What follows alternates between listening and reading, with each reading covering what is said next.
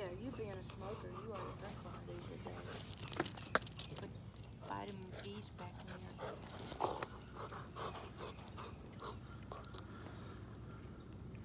I think it's time for a Sunday rant. I don't know if this would be considered a rant or just a list of some pet peeves of mine. Here's the first one. And I've been noticing this over the years, and it's just gotten worse and worse. Home Depot and Lowe's have these loading overhangs. And the reasoning is, you know, if it's a super hot day or if it's raining, you can pull up underneath these loading overhangs and load your $2,000 worth of lumber into your pickup truck.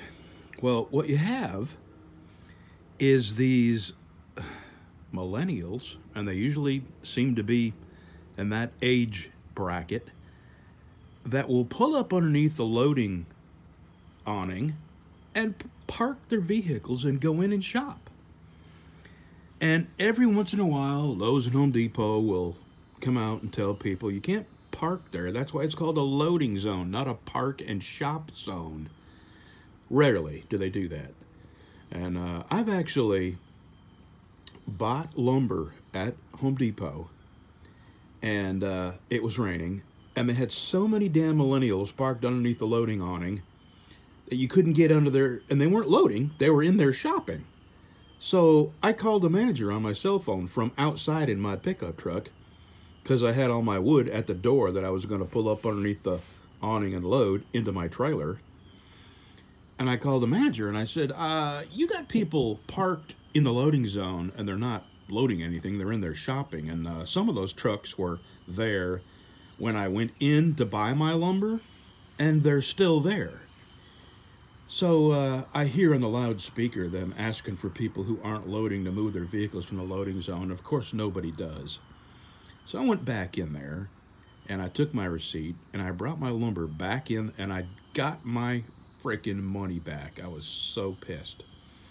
The same thing, I did something similar at Home Depot when I bought a walk-behind string trimmer.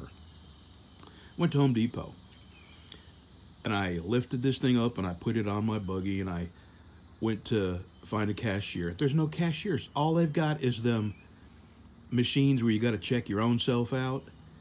And I said to the lady that's manning the those machines, I said, you got to be kidding me, you got no cashiers? No, they want people to use these. I said, well, I don't use them, I'm never going to use them.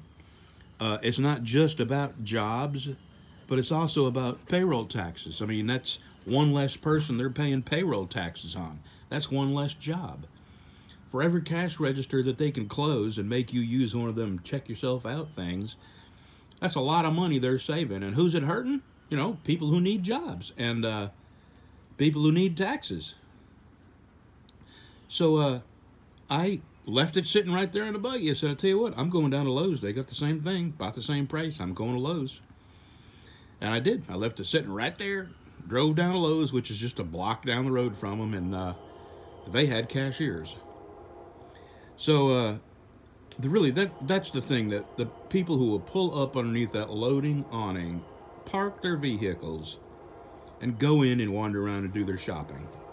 That just pisses me off. Here's another one. I may have to stop till the train goes by. I'll just hold the phone a little closer. My wife and I went and ate a while ago. Well, we went and ate. We've had a lot of doctor's appointments, and they all seem to be, you know, take a half a day. We don't live anywhere near, so we got to drive an hour to get to the doctor and an hour back, and then 2 or 3 hours taking care of doctor stuff and getting lab tests and all that. So, you know, a good solid part of your day is gone, 5 or 6 hours. So we've been eating out whenever we have to do this. So the last 2 times we ate out, once we went to Applebee's, and that music was so loud in Applebee's, you could not sit across from your wife and have a conversation. It was just insanely loud. And we weren't the only people that were just mystified by who would think people would come in there and not want to talk to the people they were with. Anyway, they didn't turn it down. Some other people about our age complained about it, and they didn't turn it down. It was a very unpleasant dining experience, and then on top of that, the food absolutely sucked. And okay, a couple weeks later, we went to another restaurant, and there was this lady that talked so freaking loud, I could not hear my wife over that big mouth woman. And by the time she got up and left, we knew every detail about her stupid life, and everybody else in the restaurant did too. What rude people that would go into a restaurant and talk so loud nobody else could enjoy their meal or enjoy their own conversation. And here's the last one, and I'll move on.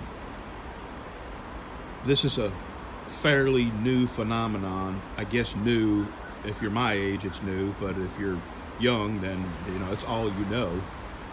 The cell phone thing has gotten so bad that when you go into a store, even people who are shopping cannot stop messing with their phone. And it's gotten so bad where people no longer push their shopping buggy. They have to walk beside it and drag it with one hand while they're messing with their phone with the other hand. So now you have aisles that are made for two people with buggies to pass easily past each other's. And now what you have is people who have to walk beside their buggy and hold their phone. So now people who aren't glued to their phone and want to just push their buggy down the aisle have to wait on the morons with the phones to get out of the freaking way, because you can't get by them while they're walking beside their buggy. That's all I got. Have a good Sunday. Oh yeah, today is, as soon as that sun comes up a little higher, I'm putting some ribs in my solar oven. I may do a video about that. Have a good Sunday.